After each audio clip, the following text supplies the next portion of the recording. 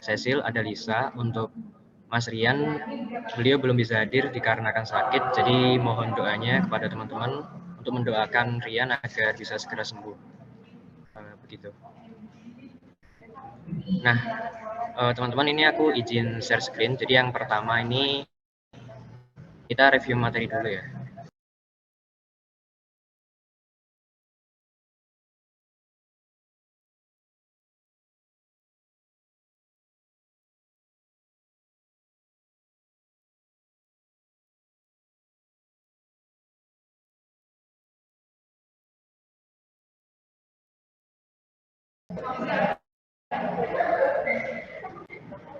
Teman-teman, ini apakah layarnya udah berganti ya? Sudah, Mas. Oke, baik.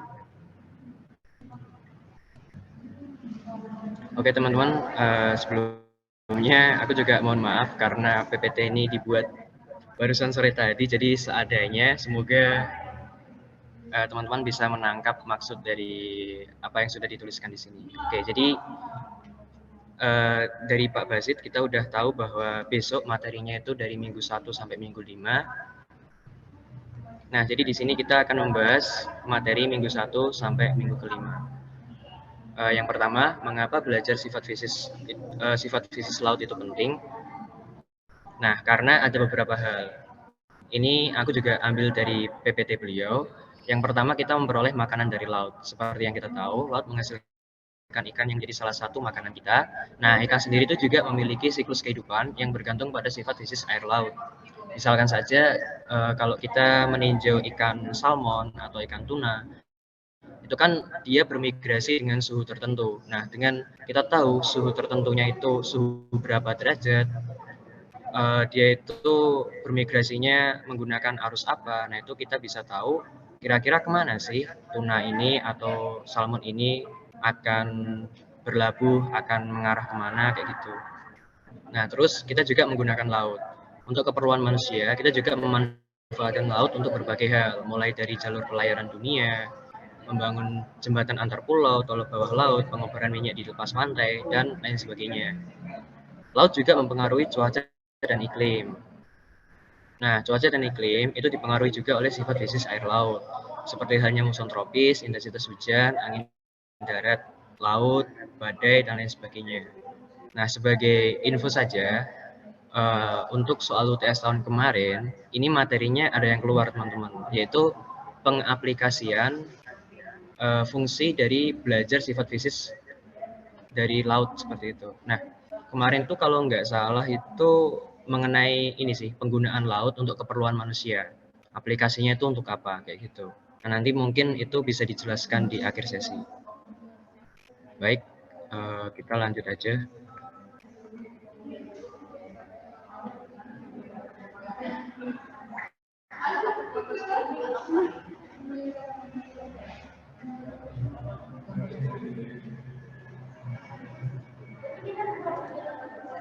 Nah, berikutnya adalah ruang lingkup. Jadi kita tahu di sini bahwa laut itu sekitar 2/3 dari bumi kita. Terus pengertiannya sendiri, teman-teman juga bisa membaca. Ada juga pengertian dari oceanografi. Intinya, oceanografi itu adalah ilmu yang mempelajari tentang lautan. Nah, oceanografi itu masuk dalam bidang ilmu apa? Ternyata oceanografi itu ada banyak bidang yang dapat masuk ke sana, teman-teman. Jadi ada ilmu geofisika, tentang aspek fisis, ilmu kimia, tentang aspek kimia, ilmu geologi, aspek geologi, dan ilmu biologi di aspek biologinya. Nah, oceanografi fisis dalam bidang geodesi geodinamika itu digunakan untuk apa? Di antaranya bisa digunakan untuk studi pasang surut air laut, untuk vertical datum connection, studi geografi, dan underwater acoustic positioning. Nah, mungkin bisa dilanjut. Nah, ini kita sudah masuk ke bab topografi laut ya, teman-teman. Jadi ini bisa dilihat di sebelah kanan itu adalah histogram ketinggian daratan dengan kedalaman laut. Nah, kalau kita melihat dari grafik tersebut, kebanyakan kedalaman laut itu sekitar 4 ribuan Oh, kalau di sini 3.400-an meter rata-ratanya. Sedangkan kalau di daratan itu ketinggian rata-rata tinggi kontinen sebesar 1.100 meter. Nah, di bumi ini ada dua jenis kerak, yaitu kerak oseanik dan kerak kontinental. Kerak oseanik itu ketebalannya memang lebih tipis, 10 km, dibandingkan kerak kontinental yang ketebalannya itu 40 km. Akan tetapi, kerak oseanik itu dia lebih berat, teman-teman. Oleh karena itu, ketika ada zona subduksi, itu yang menunjam ke bawah selalu kerak oseanik. Kenapa? Karena kerak oseanik itu lebih berat daripada kerak kontinental. Kira-kira seperti itu. Nah, ini untuk samudra dan lautan. Jadi kita mengenal dua jenis laut, ada Mediterranean Seas, ada Marginal Seas. Mediterranean Seas itu adalah laut yang umumnya dikelilingi oleh daratan. Contohnya ada Laut Arktik dan Laut Caribbean. Terus ada Marginal Seas, itu laut yang terbentuk karena mundurnya indention atau pantai. Sebagai contoh, Laut Arab dan Laut Cina Selatan.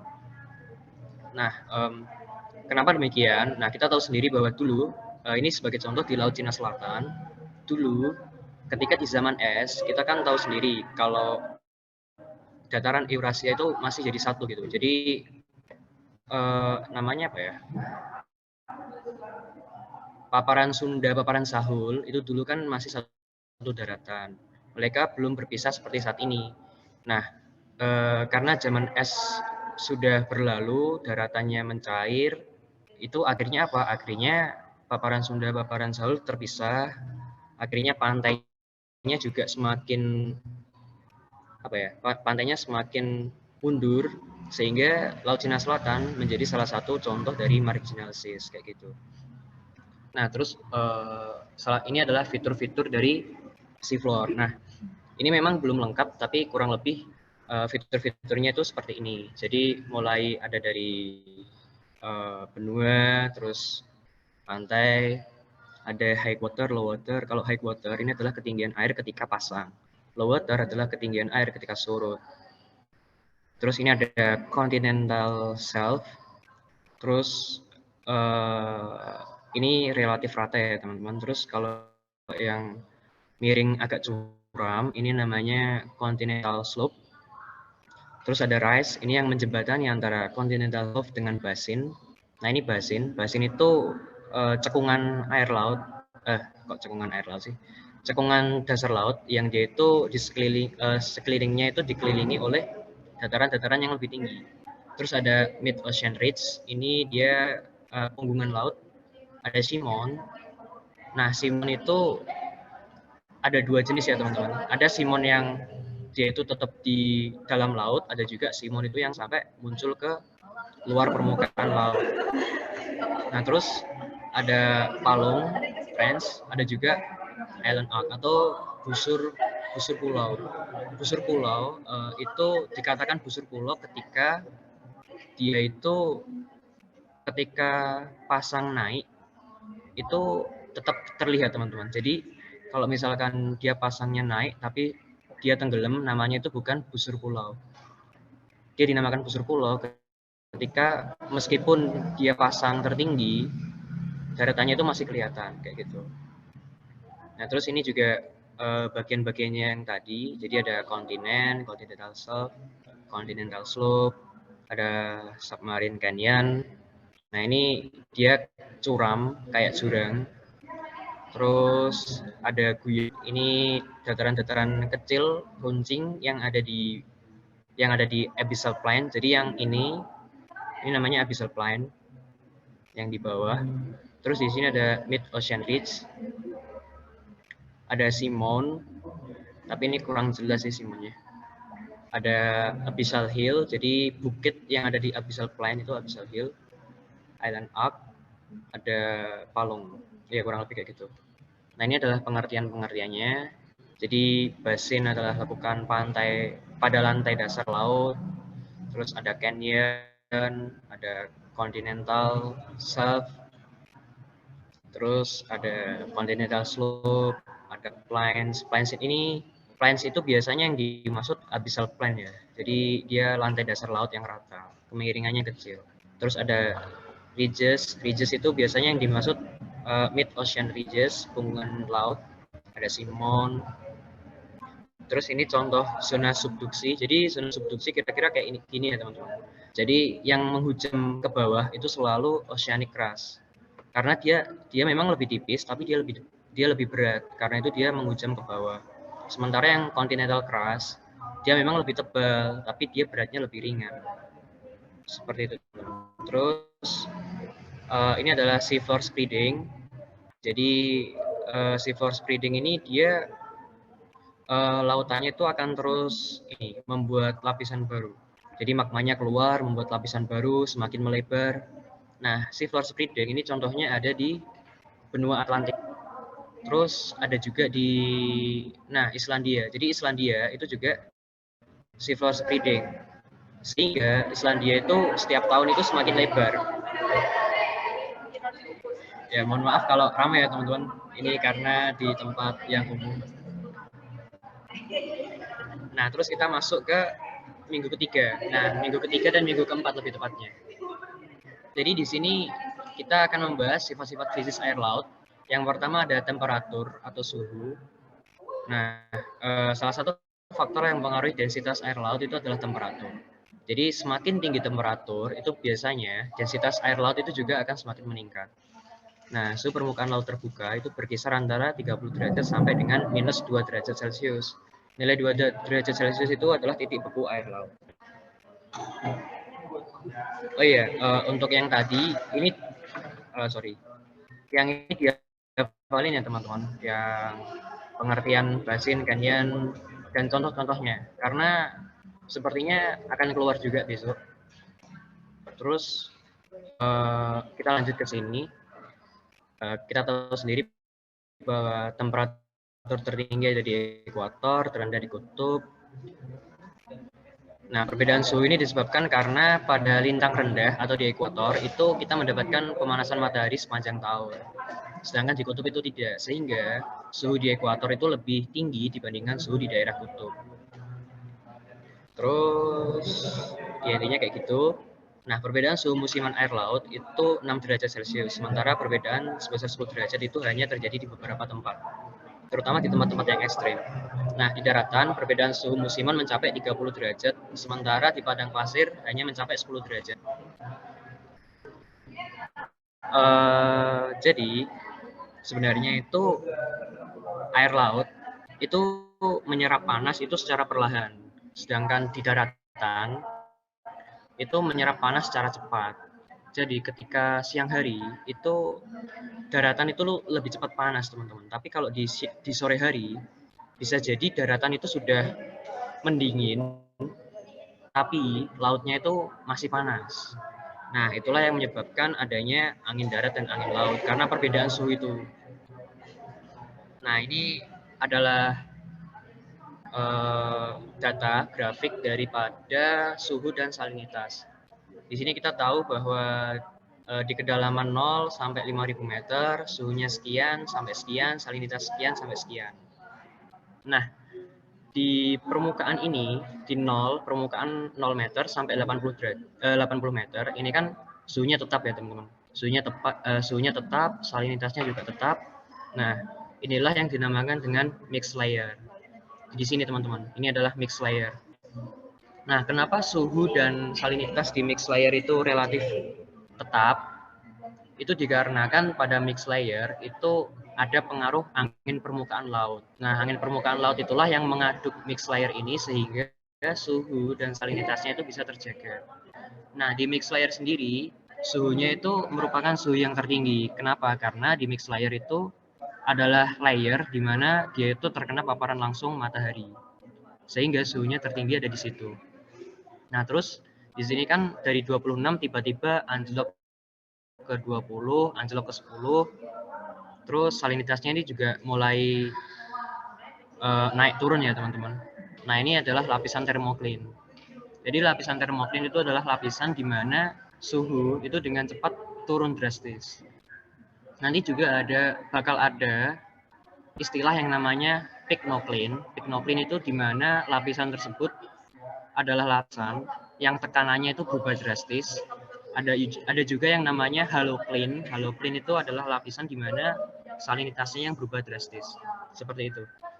Nah, terus setelah di 1000 meter, ini kan suhunya berkurang secara konstan, dan itu nggak signifikan.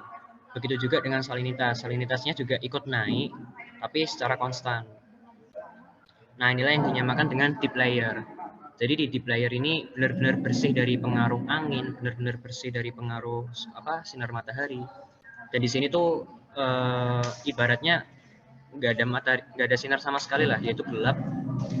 Dan di sini tuh semuanya lebih lebih tenang, lebih lambat. Entah itu perubahan suhu, entah itu perubahan salinitas, itu mereka keduanya sama-sama lebih lambat, lebih konstan di sana. Nah, untuk menyatakan suhu itu ada dua cara. Yang pertama in situ, yang kedua potensial. Suhu in situ itu diukur dengan kita memasukkan alat langsung, dan alat itu di kedalaman tersebut langsung mengukur suhunya berapa di kedalaman tersebut. Sementara suhu potensial itu cara mengukurnya, kita memasukkan alat, misalkan kita mau mengukur di kedalaman 5000. Kita memasukkan alat di kedalaman 5000, alat tersebut merekam di situ, berapa sih suhunya di kedalaman 5000, terus alat itu diangkat lagi ke permukaan, lalu dilihat berapa suhunya, seperti itu. Akan tetapi karena ada pengurangan akibat tekanan hidrostatis, maka bisa jadi suhu yang diukur di kedalaman 5000 itu tidak sama dengan suhu yang sudah sampai di permukaan, seperti itu. Nah, kita kan tahu bahwa air itu mengalami ekspansi, ya. Contoh paling mudahnya kalau kita memasak air, itu kan airnya mendidih kan. Nah, itu salah satu contoh dari ekspansi. Nah, sebaliknya, partial air itu juga mengalami kompresi. Jadi, kompresi ini juga menyebabkan suhu itu bisa naik, teman-teman. Jadi, di palung, karena palung itu curah sempit dan dalam, di sana tekanannya tinggi, kompresinya kuat, sehingga di situ suhunya pun juga akan naik. Kira-kira seperti itu. Nah, kita lanjut ke salinitas. Nah, salinitas itu di sini kita tahu bahwa salinitas itu sangat erat kaitannya dengan garam. Nah, air laut itu terdiri dari larutan kompleks mineral garam dan larutan dengan material biologi yang telah membusuk. Nah, sebagian besar garam laut itu dihasilkan dari mana? Dari ini, proses gradual pecahnya batuan beku dingin pada kerak bumi. Ini langsung di dalam laut ya teman-teman. Terus guguran garam dari pegunungan, ini yang di daratan. Proses pelarutan akibat hujan dan sungai membawa mineral, ini juga dari daratan. Nah, ini kan siklus hidrologi ya teman-teman, siklus hidrologi. Jadi dari daratan itu ada garam yang masuk ke dalam air laut. Sementara siklus hidrologi sendiri itu air laut itu menguap, tapi uapnya itu hanya membawa air, nggak membawa mineral garam, sehingga garam di air laut itu selalu terjaga, nggak bakal hilang, malah semakin bertambah seperti itu. Nah, ini sebagian kecil garam laut dihasilkan dari ini. Nah, intinya itu lautan itu 3,5%-nya itu adalah material terlarut, di mana 89% dari material terlarut tersebut adalah garam. Nah, salinitas air laut itu dinyatakan dengan ini bacanya part per thousand. Jadi kalau kita itu misalkan dalam kilogram, berarti kita bacanya berapa gram ada garam di istilahnya susah ya. Intinya kalau part per thousand itu berapa gram material padatan garam yang larut dalam 1 kilogram air laut. Atau bisa juga berapa kilogram material padatan garam pada 1 ton air laut. Intinya itu per 1000-nya, teman-teman. Ya, seperti itu sih. Terus ini salinitas terhadap kedalaman, kita bisa lihat kalau salinitas itu di mix layer, dia itu naik. Nah, setelah naik di thermocline, dia itu turun terus sih. Jadi intinya di mix layer salinitas itu dia naik, terus di thermocline sampai ke deep layer dia itu turun. Nah, terus ini ada TS diagram. T itu temperatur, suhu, terus S itu salinitas atau ya salinitas. Nah, TS diagram itu sebenarnya beda-beda teman-teman, nggak selalu seperti ini. Jadi TS diagram itu setiap lautan, setiap samudra itu memiliki karakteristik yang khas. Ya, ini bisa dibaca sih. Intinya seperti ini. Nah, sehingga kurva TS itu bisa menjadi sebuah ciri khas atau identitas dari suatu ocean atau suatu samudra. Misalkan Samudra Atlantik, TS diagramnya seperti ini. Nah, nanti di Samudra Hindia, TS diagramnya akan beda lagi. Jadi setiap samudra itu memiliki TS diagram yang berbeda-beda. Namun trennya sama, trennya ya. Tapi kalau nilainya berbeda-beda. Terus kita masuk ke densitas. Nah, densitas itu kerapatan massa. Dalam oceanografi, densitas itu diturunkan dari fungsi suhu, fungsi salinitas, dan juga fungsi tekanan. Nah, densitas sendiri itu berkisar dari 1 gram sampai kurang dari 1,1 gram. Nah, di sini kita tahu kalau suhu dan salinitas itu mempengaruhi densitas sampai 1030 gram. 1,01 ya gitulah. Sorry, tadi itu berarti nilai densitas 1 sampai 1,100 lah, 1,100 gram per centimeter kubik. Nah, terus selain suhu dan salinitas, densitas juga dipengaruhi oleh tekanan, nilainya lebih besar, jadi ini sampai 1000,51 gram per centimeter kubik. Nah, efek suhu dan salinitas itu lebih berpengaruh di lapisan atas atau di mixed layer, sedangkan efek tekanan itu terasanya di deep layer atau di bagian bawah. Nah, ini tekanan. Intinya kalau tekanan itu kita memanfaatkan prinsip ini sih, tekanan hidrostatis. Terus satuannya biasanya adalah desibar. 1 desibar itu 10 pangkat 5 Dyne per centimeter kuadrat. 1 bar itu 1 tekanan atmosfer. Nah, ini kan 1 desibar, mohon maaf kalau ada suara-suara ya teman-teman. Jadi 1 desibar itu untuk pertambahan kedalaman sebesar 1 meter. Artinya setiap 10 meter itu tekanan air laut naik sebesar 10 desibar. Nah, 10 desibar itu kan 1 bar. Berarti setiap 10 meter tekanan air laut itu naik sebesar 1 atmosfer, 1 atm. Seperti itu. Nah, terus ini adalah salah satu alat yang digunakan untuk pengukuran sifat fisis air laut. Namanya adalah CTD, Conductivity Temperature Depth. Nah, ini mungkin teman-teman bisa pelajari juga barangkali besok keluar. Nah, paket instrumen CTD itu sebelumnya CTD itu adalah singkatan dari Conductivity, Temperature, dan Depth. Jadi alat ini digunakan untuk mengukur konduktivitas, temperatur, dan kedalaman. Nah, pengukuran konduktivitas itu bisa dikoreksi dari data temperatur yang dikonversi menjadi nilai salinitas air laut. Nah, CTD weather sampling. Nah, di sini teman-teman bisa melihat alat CTD itu ada ininya, tabung-tabung kecil yang ya sebenarnya ini nggak kecil sih teman-teman.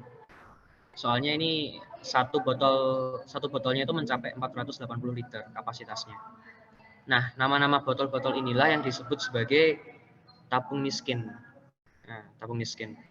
Jadi intinya CTD itu dinaik turunkan tiap detik sehingga untuk kedalaman 6.000 meter itu diperlukan waktu sekitar 6 jam. Berarti kurang lebih 1 jam untuk 1.000 meter.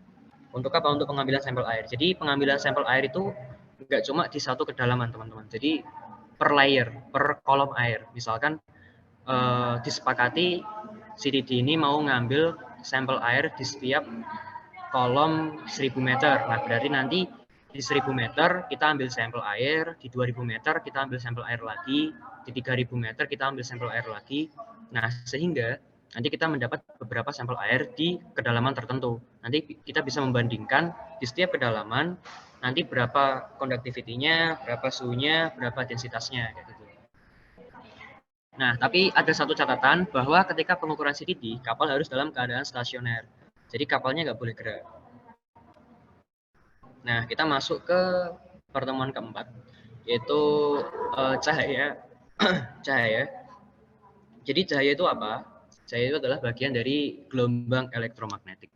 Nah, gelombang elektromagnetik itu kita harus memahami bahwa gelombang elektromagnetik itu semakin kuat atau semakin kuat ketika dia tidak ada medium. Ibaratnya sinar matahari sampai ke kita itu kan melewati ruang angkasa. Ruang angkasa itu kan hampa udara. Oleh karena itu cahayanya matahari itu bisa sampai ke kita. Lain halnya ketika cahaya itu masuk ke dalam medium, entah itu udara, entah itu air dan lain sebagainya, maka energi elektromagnetik ini akan melemah. Nah, sebelum masuk ke situ, ini teman-teman bisa melihat ada electromagnetic spectrum. Jadi yang akan kita bahas di sini adalah visible light atau cahaya tampak ya teman-teman. Cahaya tampak. Nah, sebelum ke cahaya tampak, kita masuk ke Masuk ke prinsip warna. Mungkin ini sudah dijelaskan oleh Pak Fasid juga. Intinya, semisal kita melihat suatu benda, misalkan buku warnanya merah, itu artinya apa? Artinya semua warna itu diserap oleh buku tersebut kecuali warna merah. Warna merah yang dipantulkan dan masuk ke retina mata kita sehingga mata kita itu menginterpretasikan buku tersebut berwarna merah. Terus ada lagi warna putih. Warna putih itu artinya apa? Warna putih itu artinya seluruh cahaya itu dipantulkan dan masuk ke mata kita. Ada juga warna hitam. Artinya apa? Artinya warna hitam itu seluruh warna itu diserap. Jadi nggak ada yang dipantulkan. Oleh karena itu warnanya hitam. Intinya seperti itu sih. Jadi selain warna putih dan warna hitam, yaitu warna kita biasanya menyebut sebagai magic ibinio, itu adalah hasil pantulan atau reflektan dari objek tersebut ke mata kita. Misalkan kita melihat laut warnanya biru, yaitu karena laut itu menyerap semua warna kecuali warna biru. Warna biru yang dipantulkan sehingga mata kita melihat laut, menginterpretasi laut sebagai warna biru. Intinya seperti itu. Nah, ini juga teman-teman perlu perhatikan karena kemarin ini juga keluar di tes SECIDIS. Jadi SECIDIS ini adalah alat yang digunakan untuk mengestimasi transparansi air. Jadi SECIDIS ini intinya adalah untuk mengukur kedalaman maksimum di mana air ini masih cukup cahaya di dalam air itu masih cukup untuk fotosintesis. Nah, caranya gimana? Caranya kita mencelupkan SECIDIS itu ke dalam air sampai SECIDIS itu kan warnanya hitam putih ya teman-teman. Hitam putih itu sampai tidak terlihat. Sesaat setelah tidak terlihat, kedalamannya itu diukur lalu dikalikan 2,7. Nah, setelah dikalikan 2,7 itulah kita bisa mengetahui kedalaman dari photic zone. Seperti itu. Nah, peran cahaya di laut. Nah, peran cahaya di laut itu ada cukup banyak, teman-teman bisa membaca mulai dari fotosintesis, terus memanaskan air laut untuk membentuk arus, menghangatkan lapisan permukaan, untuk navigasi hewan-hewan sekitar permukaan laut, misalkan kayak ikan tuna, ikan salmon. Terus pantulannya juga bisa dimanfaatkan. Nah ya, intinya seperti itu. Nah, terus ada zona-zona di lautan, ada zona eufotik atau zona sunlight zone. Ini di mana tumbuh-tumbuhan itu masih bisa tumbuh di situ. Entah itu rumput laut, entah itu ya pokoknya tumbuh-tumbuhan lah. Jadi zona ini masih terkena efek atmosfer. Zona eufotik atau sunlit zone itu juga biasanya dia masuknya ke mixed layer. Seperti itu. Terus ada yang berikutnya ada zona dysphotic zone atau twilight zone. Nah, ini biasanya sudah masuk ke zona thermocline dan deep layer. Nah, lapisan ini kurang mendapatkan cahaya matahari. Tidak ada tanaman dalam keadaan ini. Terus ada zona apotik atau lighting zone. Ini di zona deep layer. Di sini tidak ada cahaya sama sekali. Terus sekitar 90% lautan itu maksudnya kehidupan ya teman. Kehidupan lautan itu ada pada kedalaman ini. Nah, biasanya hewan-hewan laut yang ada di zona apotik itu dia bergeraknya secara lamban. Dia menggunakan sinyal cahaya sebagai umpan, baik itu untuk menangkap maupun menghindari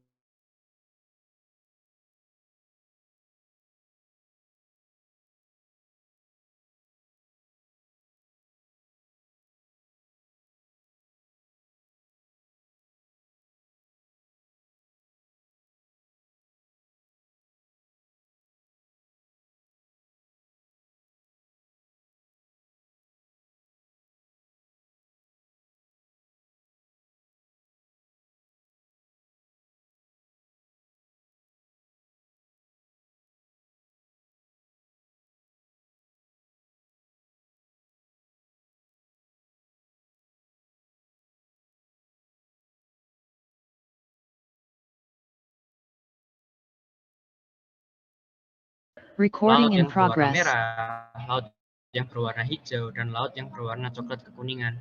Nah, itu bisa dilihat dari tampilan slide ini. Kalau warna merah disebabkan oleh ganggang merah, warna hijau karena ada plankton jumlah yang besar, terus warna coklat kekuningan karena pengaruh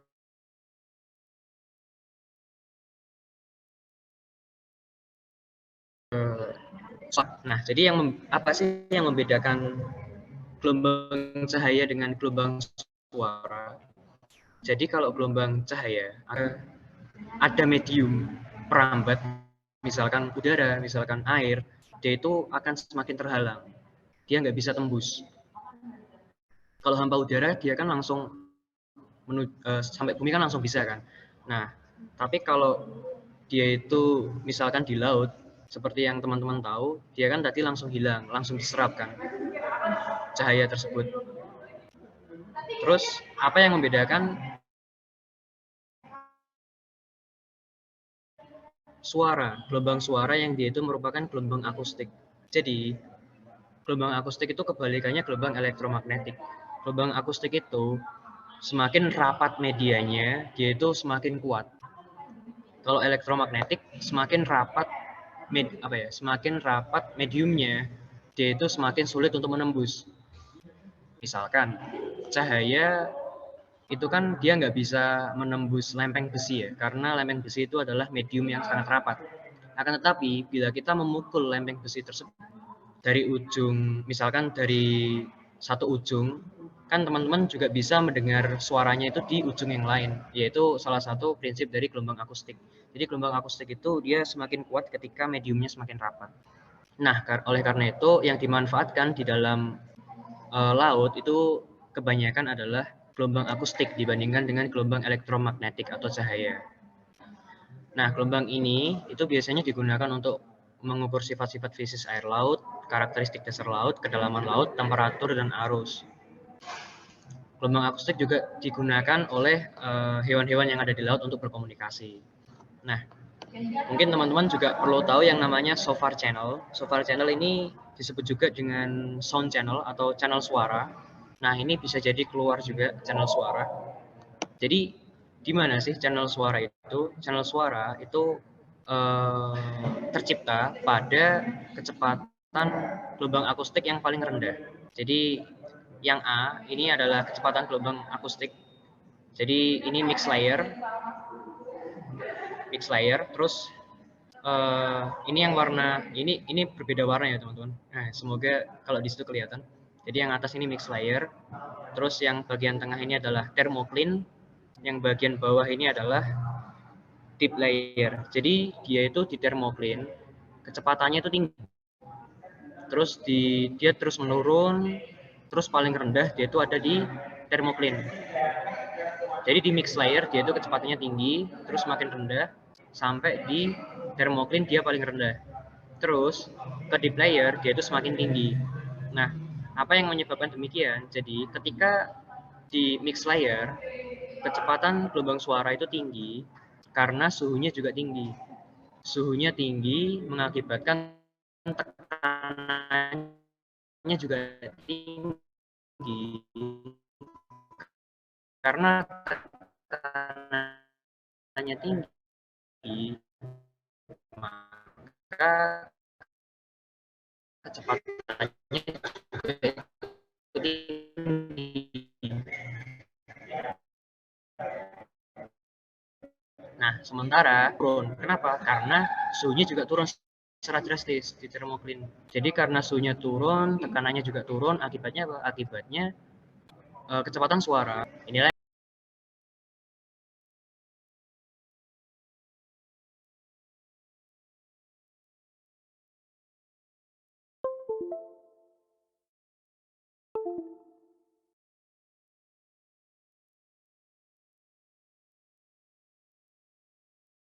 maka kecepatannya juga akan semakin tinggi. Nah, SOFAR channel atau sound channel ini apa? Ini adalah gelombang suara yang panjang gelombangnya itu paling panjang. Kenapa? Karena frekuensinya paling kecil. Jadi kecepatan suara itu berbanding lurus dengan frekuensi. ketika frekuensinya tinggi, maka kecepatannya juga tinggi. Namun ketika frekuensinya rendah, maka kecepatannya juga rendah. Nah, ini kan di sound channel axis, ini kan kecepatan suaranya paling rendah. Nah, di sini artinya frekuensinya juga paling rendah. Sementara frekuensi sendiri itu berbanding terbalik dengan panjang gelombang. Semakin kecil frekuensi, maka semakin panjang pula panjang gelombangnya. Dan semakin panjang gelombang, itu semakin besar juga tingkat penetrasinya. Jadi sound channel atau channel suara itu biasanya dimanfaatkan untuk navigasi. Kenapa? Karena dia memiliki panjang gelombang yang paling panjang dengan penetrasi yang paling tinggi juga. Ininya seperti itu. Nah, ini yang bagian kanan ini adalah sound velocity-nya. Jadi dia ini di mix layer, terus dia turun di thermocline, terus dia naik lagi di deep layer. Nah, kita memasuki bab 5 karena Pak Basit juga tidak membagikan slide PPT-nya di bab 5. Jadi aku mohon maaf ya teman-teman. Ini bukan bab 5. Di minggu kelima ini aku ambil dari PPT yang tahun kemarin gitu. Karena aku lihat sepertinya sedikit berbeda materinya, tapi semoga saja masih berhubungan. Jadi kalau di minggu kelima kemarin itu Pak Basit mengenalkan mengenai prinsip pengukuran satelit altimeter. Nah, kira-kira seperti ini teman-teman. Jadi yang diukur itu apa? Yang diukur itu sebenarnya adalah SSH. SSH itu adalah sea surface height. Jadi ini sea surface height. Jadi satelit ini adalah satelit aktif, dia memancarkan gelombang. Lalu gelombang ini sampai ke permukaan laut dipantulkan, lalu diterima lagi ke satelit. Nah, dari situlah satelit ini bisa mengestimasi berapa sih jarak satelit dengan permukaan laut sehingga kita bisa mengetahui nilai sea surface height. Terus untuk kedalamannya sendiri, teman-teman kan juga sudah belajar geosat ya. Nah, di geosat itu kita tahu bahwa prinsip satelit, ketinggian satelit itu diukur dari ellipsoid. Jadi dengan parameter ketinggian satelit diukur dari ellipsoid dan ketinggian dari sea surface height, kita bisa mengestimasi kira-kira berapa sih kedalaman topografi laut, kira-kira seperti itu. Nah, ini adalah track dari satelit altimeter, kira-kira seperti ini.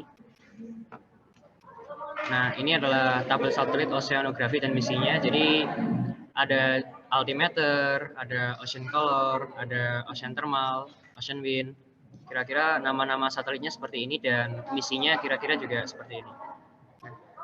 Kurang lebih dari aku itu aja sih teman-teman. Nah, mungkin dari sini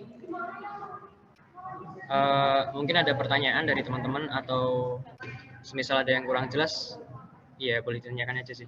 Mohon maaf juga kalau semisal suaraku agak bias, soalnya di sini sangat nggak jadilah. Ya, teman-teman monggo kalau misalkan ada pertanyaan.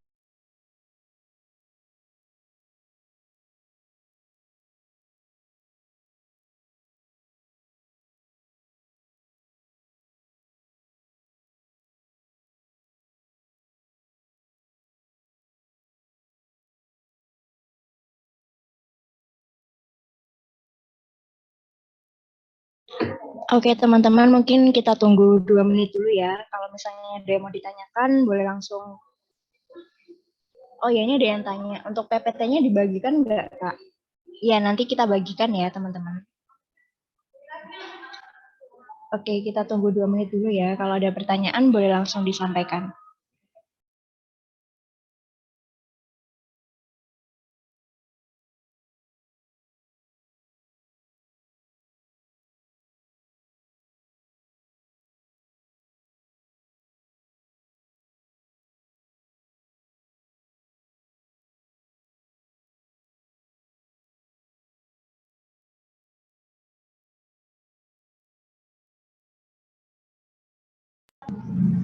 Iya, baik. Oke teman-teman, ini ada satu pertanyaan yang masuk. Jadi izin bertanya, untuk penerapan shofar channel itu tadi di mana ya Mas? Jadi shofar channel atau sound channel atau channel suara itu penerapannya sebenarnya ada di banyak hal. Kalau di alam kita bisa, contohnya adalah ikan paus. Jadi ikan paus itu menerapkan komunikasi melalui shofar channel atau channel suara. Jadi mereka itu berkomunikasi, si paus ini berkomunikasi menggunakan shofar channel. Itu mereka tetap bisa berkomunikasi meskipun jaraknya itu terpaut puluhan kilometer seperti itu. Nah, itulah fungsi dari shofar channel. Nah, kalau di manusia itu untuk apa? Ya, di manusia itu sebenarnya ada cukup banyak. Semisal kita bisa komunikasi di dalam laut, misalkan antara kapal yang ada di permukaan dengan kapal yang ada, bukan kapal ya, iya benar sih, kapal selam yang ada di bawah, itu kita juga bisa komunikasi dengan menggunakan shofar channel. Atau misalkan sebagai untuk keamanan militer, biasanya shofar channel itu digunakan untuk mendeteksi misalkan ada rudal-rudal rudal bawah laut yang diluncurkan, seperti itu bisa dideteksi. Tapi itu kasusnya di Perang Dunia II sih. Intinya kurang lebih seperti itu sih teman-teman. Nanti semisal ada tambahan lagi akan aku sampaikan. Itu. Nah, semisal ada pertanyaan lagi, monggo sih.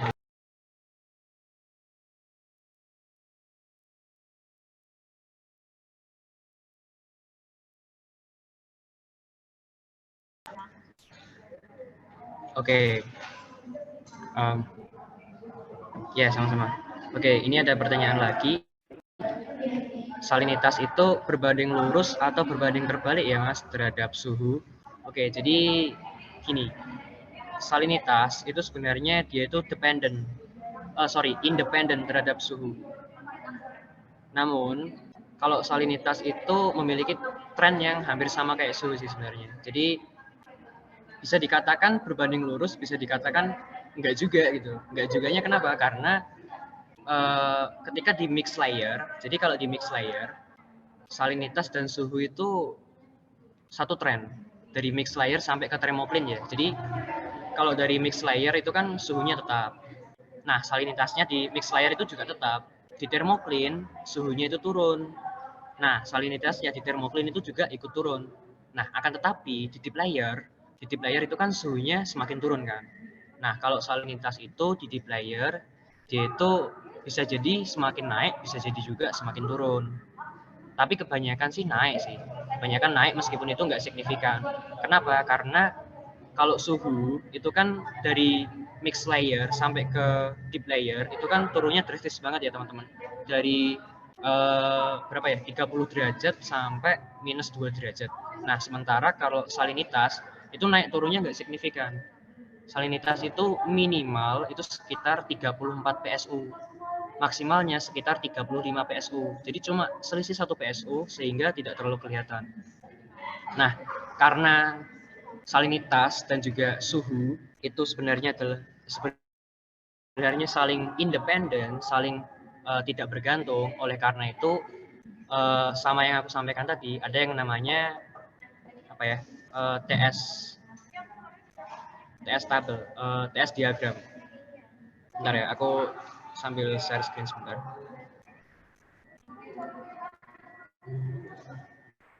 Nah, ini teman-teman, jadi suhu dan salinitas itu sebenarnya saling independen, mereka saling tidak mempengaruhi.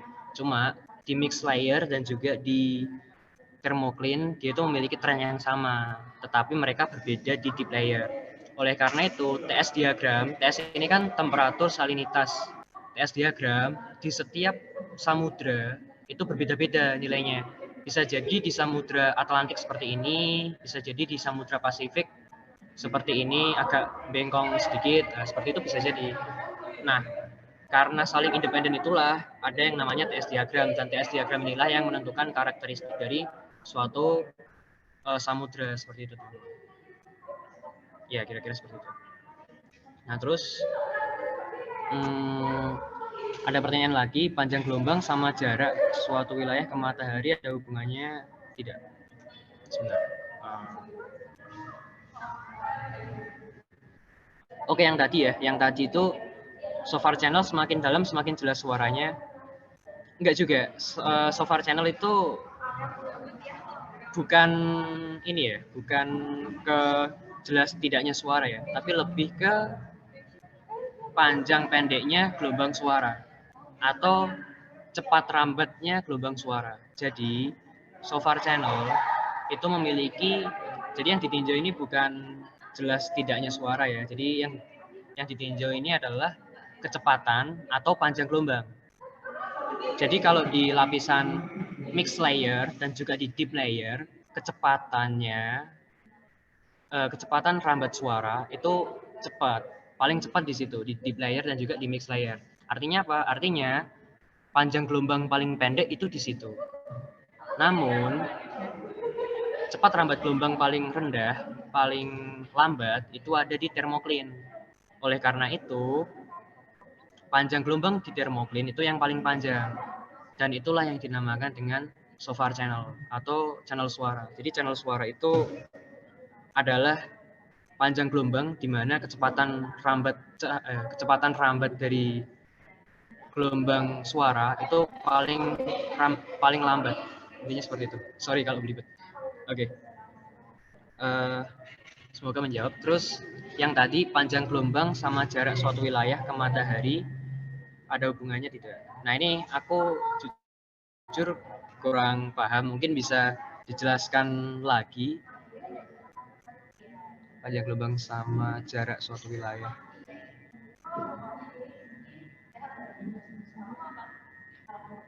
Nah nanti mungkin untuk yang bertanya yang hubungan panjang gelombang sama jarak suatu wilayah ke matahari itu mungkin bisa diperjelas lagi ya, soalnya aku mohon maaf aku masih belum memahami gitu. Nah terus suhu sama tekanan itu berbanding lurus atau berbanding terbalik? Oke, suhu sama tekanan. Suhu sama tekanan ya. Karena kalau dilihat dari konsep, angin bergerak dari tekanan tinggi ke tekanan yang rendah. Oke, jadi begini, ada perbedaan prinsip di sini. Karena kalau ini ditinjaunya dari konsep angin bergerak dari tekanan tinggi ke tekanan yang rendah. Tekanan tinggi yang di sini yang dimaksud adalah dingin dan tekanan rendahnya adalah panas. Oke, sebenarnya ada perbedaan konsep di sini. Suhu dan tekanan itu berbanding lurus atau terbalik. Kalau kita bahas mengenai lapisan di laut, terutama di mixed layer, suhu itu berbanding lurus dengan tekanan. Kenapa? Karena semakin tinggi suhunya, maka tekanannya juga akan semakin tinggi. Misalkan ya, teman-teman, ini analoginya teman-teman sedang merebus air di dalam panci. Ketika teman-teman merebus air di dalam panci, terus panci tersebut teman-teman tutup, apa yang akan terjadi? Ketika air mendidih, panci tersebut bisa jadi dia nggak meledak sih, apa ya namanya? Bergeser lah, apa ya? Mumbul-mumbul. Apa ya? Jam. Apa sih namanya? Ya intinya kalau teman-teman merebus air, itu kan semakin panas ya. Ketika air mendidih, itu tekanannya juga akan semakin tinggi. Tekanannya akan semakin tinggi sehingga apa? Sehingga tutup pancinya itu akan bergerak. Intinya seperti itu. Sehingga kalau di oceanografi yang kita bahas adalah mixed layer, asumsinya suhu itu berbanding lurus dengan tekanan. Seperti itu. Terus oleh karena itu mungkin teman-teman kalau Pak Basit belum dapat ya, tapi kalau Bu Leni seharusnya sudah dikasih penjelasan sih.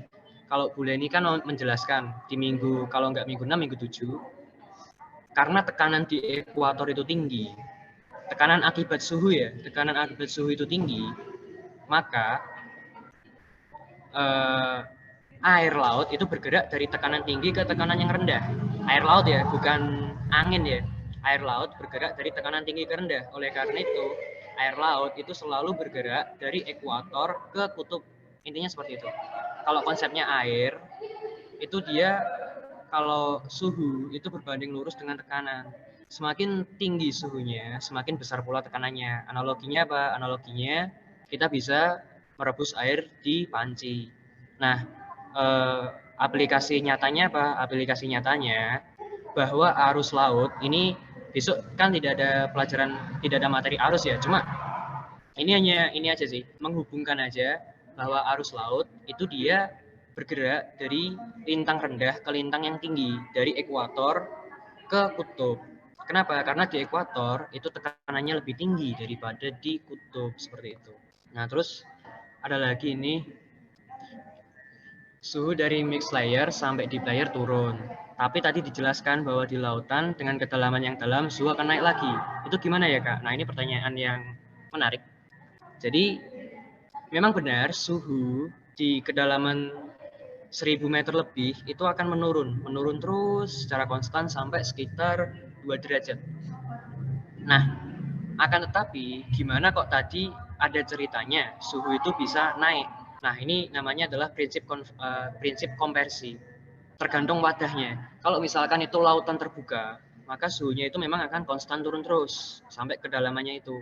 Namun, ketika dia itu bukan lautan terbuka, tapi topografi dasar lautnya itu adalah palung. Ya, teman-teman kan tahu sendiri kan, kalau palung itu adalah curah sempit. Curah sempit yang dia itu seperti apa ya? Ya pokoknya curah sempit, di mana curah sempit tersebut itu, mohon maaf, ini agak rame. Karena curah sempit tersebut, di situ terjadi kompresi, teman-teman. Terjadi tekanan yang berlebih, kompresi, sehingga suhunya ikut naik. Ibaratnya apa ya? Kita kan tahu sendiri kalau rumus dari tekanan itu adalah gaya dibagi luas penampang kan. Kalau luas penampangnya itu adalah lautan terbuka, misalkan abyssal plain, ya, tahu kan? Bentar, aku share screen aja. Aku cari ya teman-teman. Nah, misalkan di sini ya teman-teman. Di sini ini kan abyssal plain. Nah, di abyssal plain ini suhunya itu akan turun terus. Kenapa? Ya karena luas penampangnya luas. Di sini tidak ada kompresi. Tekanannya itu murni tekanan dari kedalaman. Berbeda lagi kalau di sini. Ini kan palung, curahnya sempit, luas penampangnya juga kecil. Akibatnya apa? Akibatnya di sini tuh tekanan menumpuk. Ada tekanan dari kedalaman karena palung itu lebih dalam daripada abyssal plain. Ada juga tambahan tekanan dari luas penampang. Akibatnya apa? Akibatnya di situ terjadi kompresi yang berlebihan sehingga suhunya akan naik. Tapi meskipun suhunya naik, itu naiknya juga nggak signifikan. Misalkan dari 2 derajat, itu naiknya ya mungkin sampai maksimal 5 derajat, 6 derajat, kayak gitu-gitu aja sih. Intinya seperti itu. Semoga menjawab. Terus berikutnya,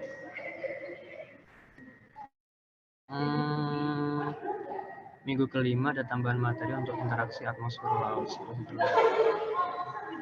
Oke, di minggu kelima ada tambahan materi untuk interaksi atmosfer dan laut, siklus hidrologi.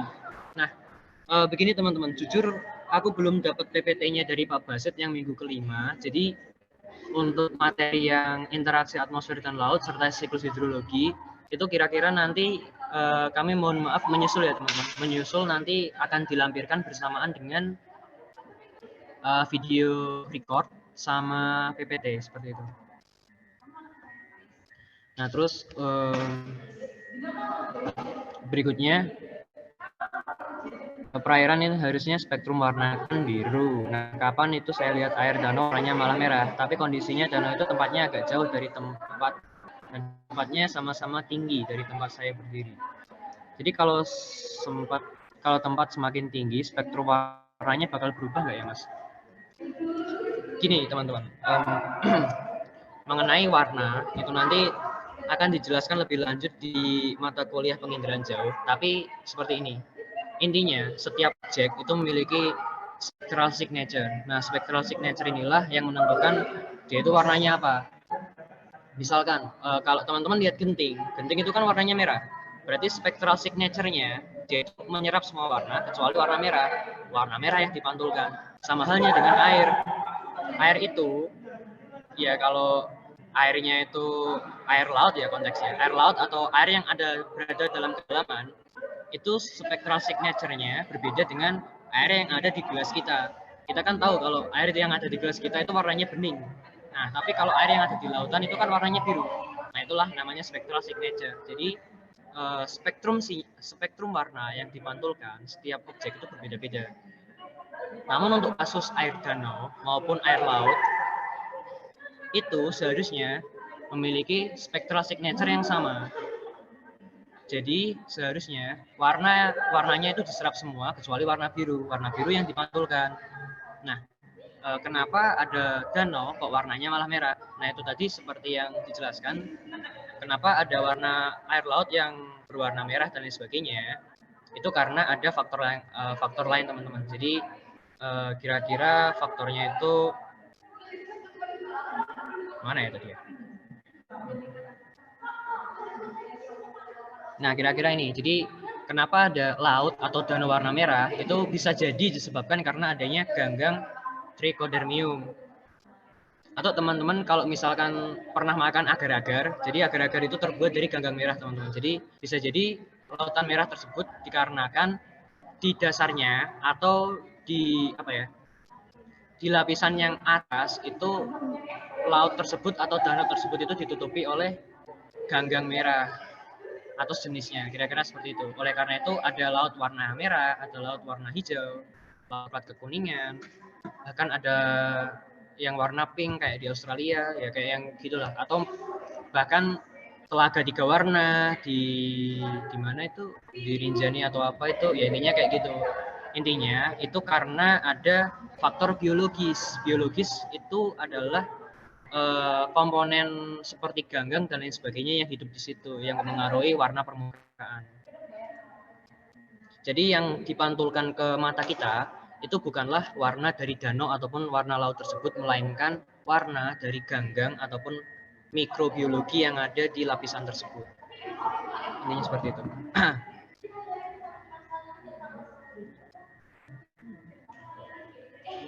Oke, kira-kira itu guys. Nah mungkin, oh ya, mohon maaf ini karena keterbatasan durasi waktu, ini nanti mungkin yang bertanya bisa aku jawab lagi lewat notepad. Nanti note-nya akan aku lampirkan juga di di satu drive lah sama link record. Nah ini untuk berikutnya mungkin bisa dilanjutkan oleh Mbak Lisa dan Mbak Cecil, biar kalian juga nggak kemalaman guys. Terima kasih guys.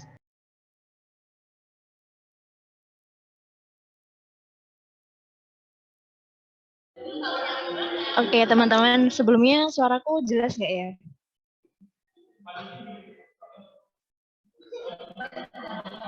Halo, teman-teman, suaraku jelas nggak ya? Jelas, Kak. Oke. Jadi, ini adalah pembahasan soal UTS Auspis tahun 2020. Karena tahun kemarin kan kita udah offline ya, teman-teman. Jadi, untuk soalnya dikumpulkan. Dan untuk terkait soal yang tahun lalu, itu sebenarnya udah poin-poinnya udah disampaikan sama Mas Andi tadi. Jadi kayak CTD, kemudian apa tadi? Ada, maaf ya, rame banget ya. Ada fitur-fitur laut. Nah, itu sebenarnya udah disampaikan sama Mas Andi. Jadi di sini kita mau membahas mengenai soal tahun 2020. Nah, soal yang pertama, ini kita memanfaatkan laut misalnya untuk menghubungkan Merak, Banten, dan Bakauheni, Lampung. Nah, sebutkan 3 pengukuran atau data utama yang diperlukan untuk kepentingan keselamatan penyeberangan dengan kapal feri. Nah, untuk data-data yang diperlukan, data utamanya itu ada, pertama ada pengukuran arus. Pengukuran arus ini bertujuan untuk mengetahui jalur yang searah dengan tujuan kapal. Pengukuran arus ini bisa menggunakan current meter. Terus yang kedua, pengukuran kedalaman. Pengukuran kedalaman ini bertujuan untuk keamanan navigasi atau pelayaran kapal. Nah, pengukuran kedalaman ini bisa menggunakan SBES. Ya, mungkin teman-teman belum mempelajari di semester ini, nanti bisa di survei hidrografi. Terus yang ketiga ada pengukuran angin. Pengukuran angin itu berpengaruh terhadap arus yang akan dilewati kapal. Bisa menggunakan anemometer.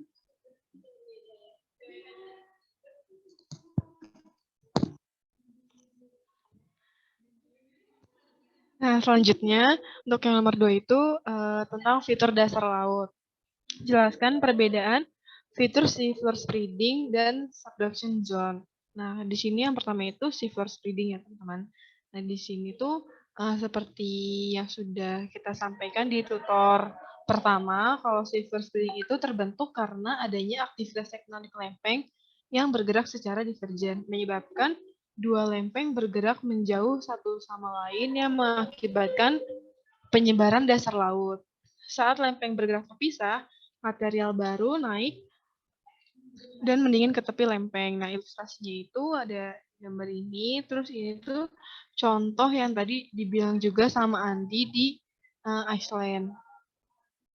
Untuk selanjutnya itu zona subduksi. Zona subduksi itu area lempeng benua dan lempeng samudra bertemu sehingga membentuk gunung berapi serta gempa bumi. Nah, ilustrasinya itu ada di sini. Nah, untuk lebih memahami mengenai pembentukan ini, teman-teman bisa juga cari link di YouTube tentang demo pembentukan silver spring dan subduction zone tersebut. Oke, teman-teman, untuk soal nomor 2B, ini jelaskan prosedur menampilkan irisan melintang suatu fitur dasar laut dengan menggunakan global mapper. Nah, ini sebenarnya udah teman-teman lakukan pada tugas minggu sebelumnya. Sebenarnya yang dijelaskan sama Mas Rian kemarin itu kan ada dua cara ya. Cara yang pertama tuh cara yang singkat, dan cara kedua tuh cara yang lebih kompleks, tetapi lebih hasilnya tuh lebih baik gitu.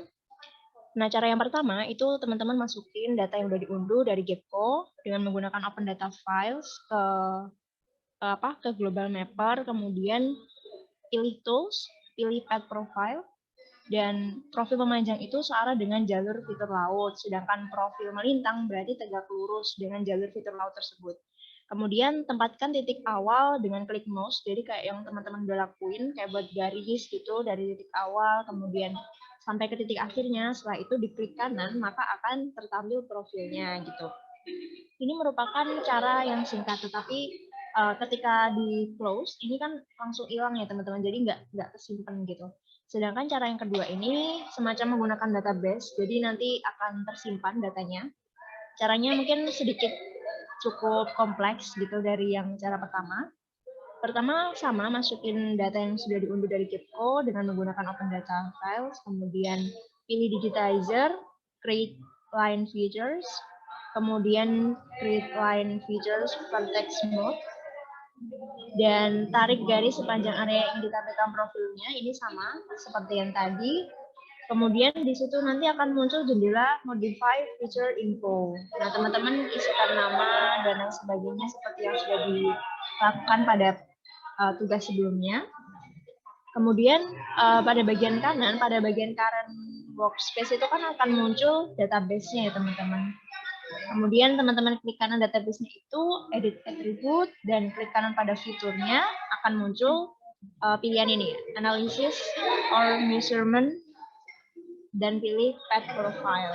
Nah, di situ kan akan muncul. Jadi nanti perbedaannya kalau pakai yang cara kedua ini kan akan tersimpan dalam suatu database. Jadi ya tidak akan hilang dan lebih terstruktur gitu teman-teman. Oke, selanjutnya tentang sifat fisik air laut dan pengaruhnya terhadap kecepatan terambat gelombang suara serta perambatan cahaya di laut. Diminta untuk menggambarkan profil kecepatan gelombang suara pada 3 lapisan laut, yaitu mixed layer, thermocline layer, dan deep layer. Kemudian di sini ada ilustrasi dari profil kecepatan tersebut. Jadi kalau misalnya suhu air laut itu berkurang terhadap kedalaman, nah, penurunan suhu di lapisan permukaan itu jauh lebih cepat dibandingkan di lapisan dalam. Kemudian pada kondisi perairan laut yang mempunyai suhu berbeda-beda menimbulkan variasi kecepatan suara yang menyebabkan refraksi atau pembelokan perambatan gelombang suara. Nah, dapat lihat di sini pada mixed layer terlihat peningkatan pada kecepatan suara karena faktor dari perubahan tekanan yang mendominasi faktor perubahan suhu.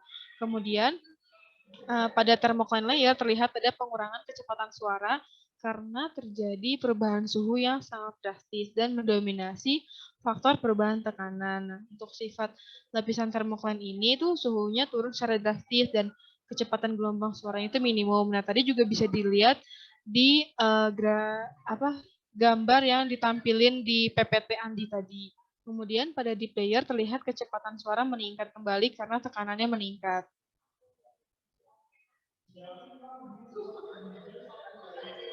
Kemudian hal selanjutnya itu terkait dengan penentuan batrimetri berdasarkan citra satelit. Nah, prinsip dasarnya itu bagaimana?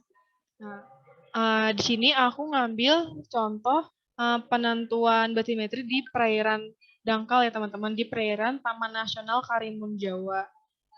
Nah, di jurnal tersebut disampaikan bahwa dalam teknologi penginderaan jauh, informasi titik kedalaman di perairan dangkal dapat diambil dengan memanfaatkan panjang gelombang yang memiliki respons spektral baik terhadap objek perairan dan dapat menembus perairan hingga kedalaman tertentu. Nah, salah satunya itu menggunakan QuickBAR, citra satelit resolusi tinggi yang cocok untuk pemetaan detail batimetri. Citra QuickBAR ini dilengkapi dengan saluran tampak yang dibutuhkan dalam ekstraksi informasi batimetri. Nah, ada saluran tampak yaitu biru, merah, dan hijau yang memiliki kemampuan menembus perairan hingga kedalaman tertentu. Tapi khususnya di saluran biru itu yang merupakan gelombang terpendek, itu menembus badan perairan dengan jarak yang lebih panjang dari saluran lainnya. Disusul dengan panjang gelombang saluran hijau dan selanjutnya panjang gelombang merah. Semakin pendek panjang gelombang, maka kemampuan menembus badan perairan akan semakin panjang. Kemudian, kedalaman juga mempengaruhi besarnya tenaga yang mencapai dasar perairan. Semakin besar kedalaman, maka semakin kecil cahaya matahari yang mencapai dasar perairan. Karena tenaga ini banyak diserap oleh objek perairan.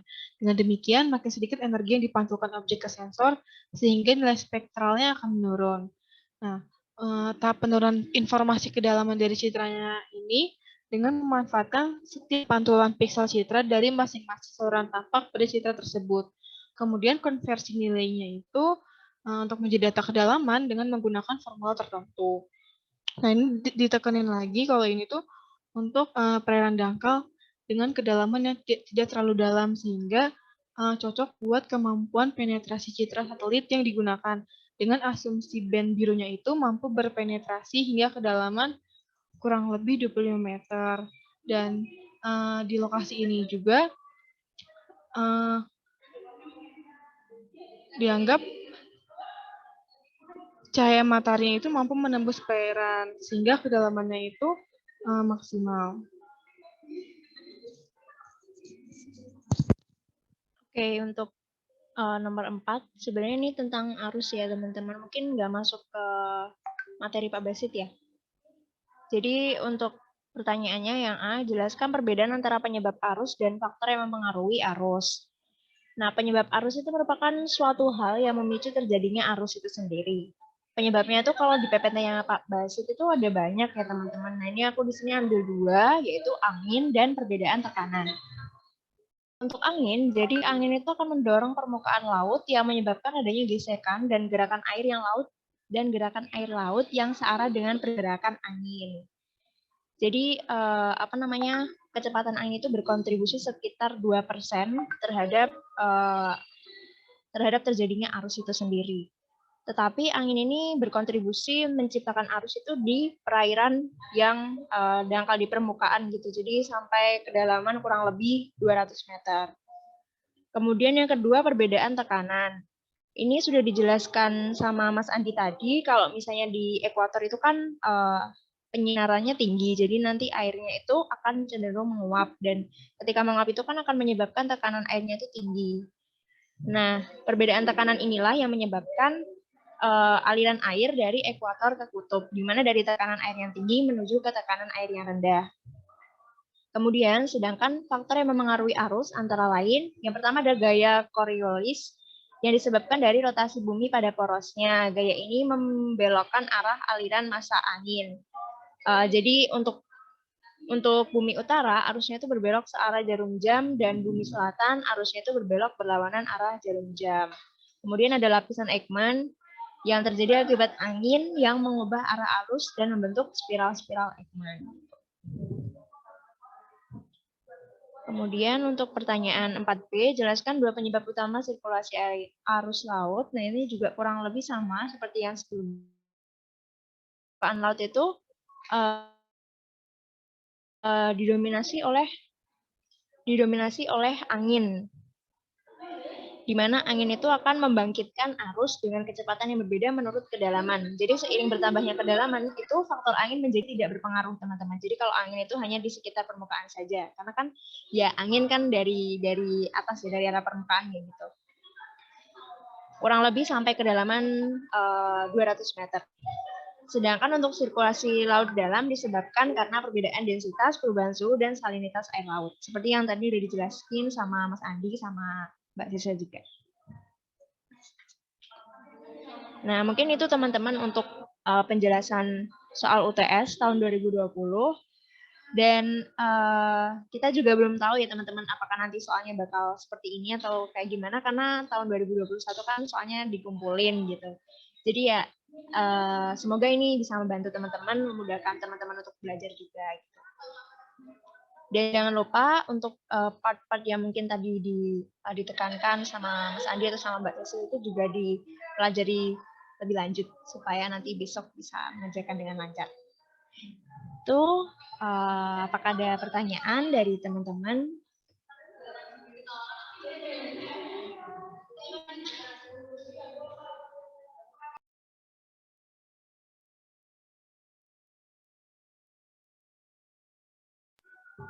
Oh ya, untuk teman-teman yang belum absen, ini aku share lagi link absennya.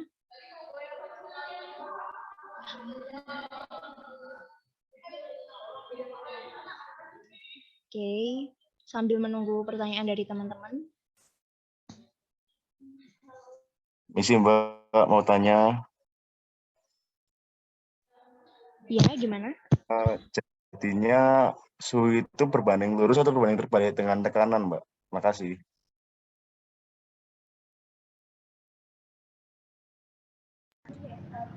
Oke, baik, terima kasih atas pertanyaannya. Jadi, apakah suhu itu berbanding lurus dengan tekanan? Ya, suhu itu berbanding lurus dengan tekanan di mix layer. Kalau di deep layer itu enggak. Di deep layer itu karena apa ya? Karena suhu di deep layer itu dia semakin turun ya, tapi tekanannya semakin tinggi. Itu faktornya lain. Apa faktornya? Faktornya karena tekanan di bawah permukaan air laut. Setiap 1 meter kedalaman dia naik 1 bar. Jadi sebenarnya memang betul suhu itu dia berbanding lurus sama tekanan. Itu kasusnya, itu apa ya?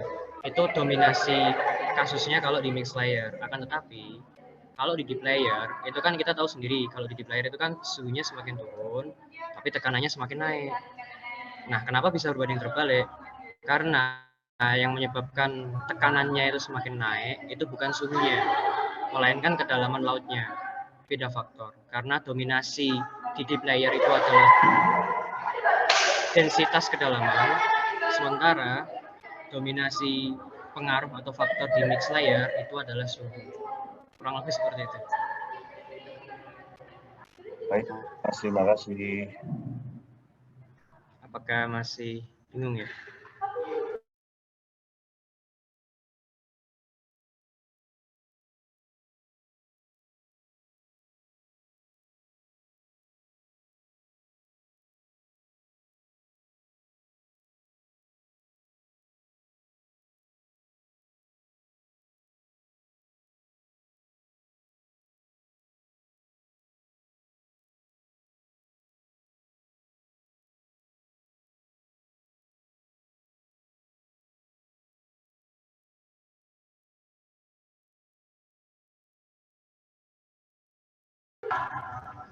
Oke, jadi begini aja teman-teman.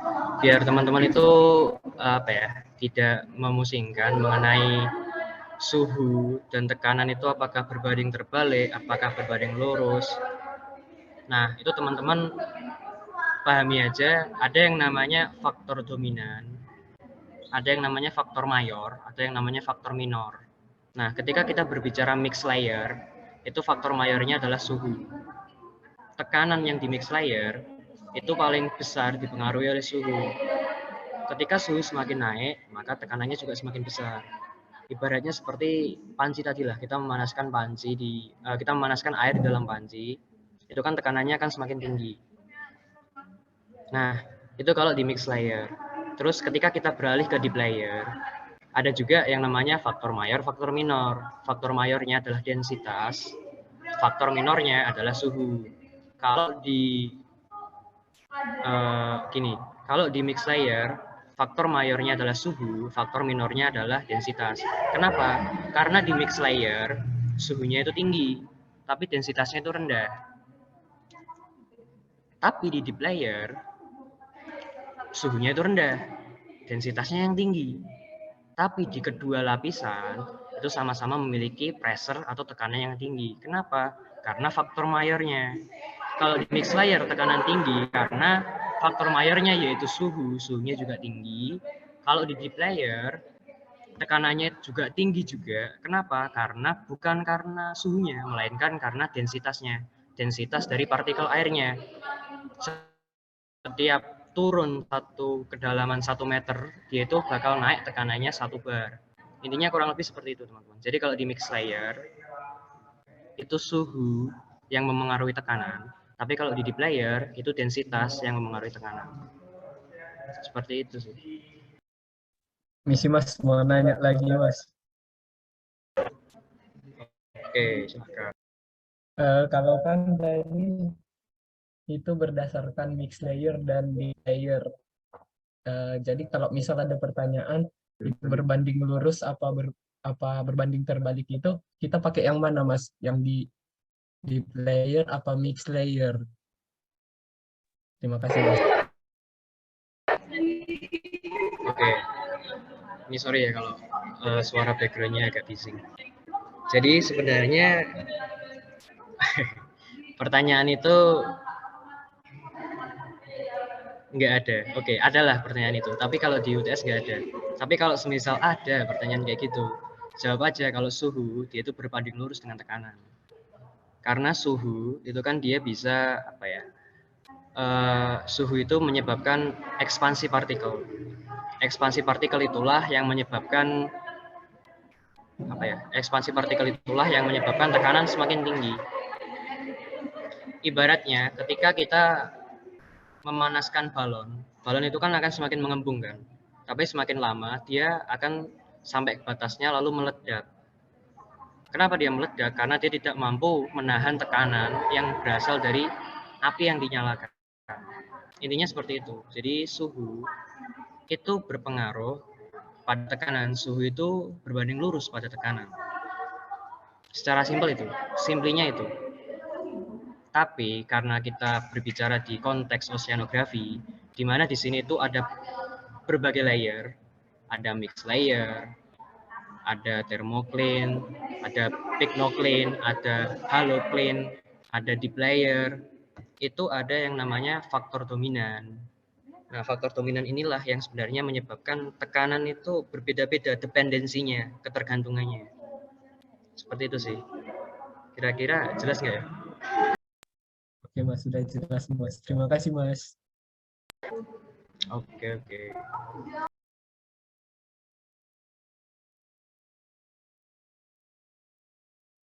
Isi Mas mau tanya, kalau di termoselin bedanya gimana Mas? Oh, kalau di thermocline itu faktor dominannya juga suhu. Namanya kan juga thermocline kan. Thermo itu panas, clean itu kemiringan, slope. Jadi thermocline itu secara bahasa itu adalah perubahan panas yang secara signifikan. Jadi yang mempengaruhi tekanan di thermocline itu dominannya juga suhu. Hanya di layer saja yang dominannya itu densitas partikel. Seperti itu. Baik Mas, makasih Mas.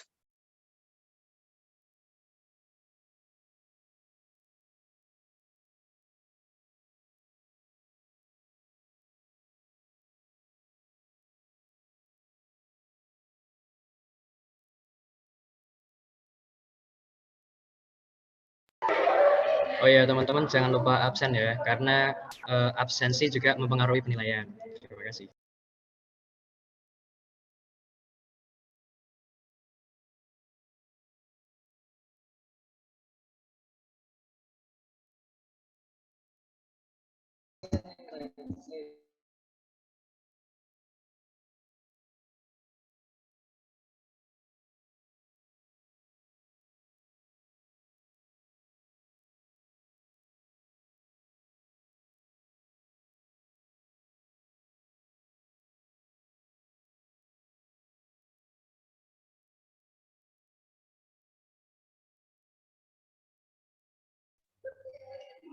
Halo teman-teman. Oke, jadi aku mau nambahin dikit. Kalau misalnya kemarin waktu tahun 2021 itu kita ada semacam pertanyaan mengenai offshore. Jadi nanti mungkin teman-teman bisa baca-baca tentang offshore itu apa. Terus sama tentang kegunaan satelit. Ya, kegunaan satelit terkait dengan satelit Indrajaya ke lautan. Nanti teman-teman juga baca-baca lagi terkait hal itu. Dan selebihnya insya Allah sudah disampaikan sama Mas Andi sama Mbak Sesi juga. Tadi sudah ditekankan juga sama Mas Andi di beberapa bagian. Semoga bisa membantu. Nah, ini berhubung waktunya udah jam 9 lewat ya teman-teman. Dan teman-teman pasti kan juga nyiapin untuk ya, dan teman-teman juga pasti nyiapin buat besok juga. Jangan lupa istirahat yang cukup. Nah, mungkin untuk tutor OSPIS UTS kita cukupkan sampai di sini. Nanti record PPT materi dan lain-lain akan segera kami kirimkan. Dan kalau misalnya ada pertanyaan, mungkin bisa ditanyakan lewat PC ya, teman-teman. Baik, ada yang belum mengisi presensi mungkin? Ini aku kirimkan lagi presensinya. Sebentar. Maaf ya kalau misalnya di sini ramai, karena kami lagi di tempat umum. Oke, mungkin kita tutup. Dari teman-teman ada tambahan? Oh ya teman-teman, terima kasih karena besok juga jam 7.30 teman-teman udah ujian ya, jadi usahakan istirahat yang cukup, belajar jangan terlalu diporsir lah. Terus kami juga mohon maaf apabila ada tutur kata yang kurang berkenan. Semoga tutor ini bermanfaat. Ya, jangan lupa absensi teman-teman. Ya mungkin itu sih. Oke teman-teman, jadi aku tutup ya. Terima kasih atas kehadirannya, semoga bermanfaat. Maaf kalau misalnya banyak salah dari kita. Sekian, wassalamualaikum warahmatullahi wabarakatuh. Selamat belajar, jangan lupa istirahat. Semoga sukses. Terima kasih, Kak. Terima kasih, Kak. Terima kasih, Mbak Ma. Terima kasih Mas, Mbak.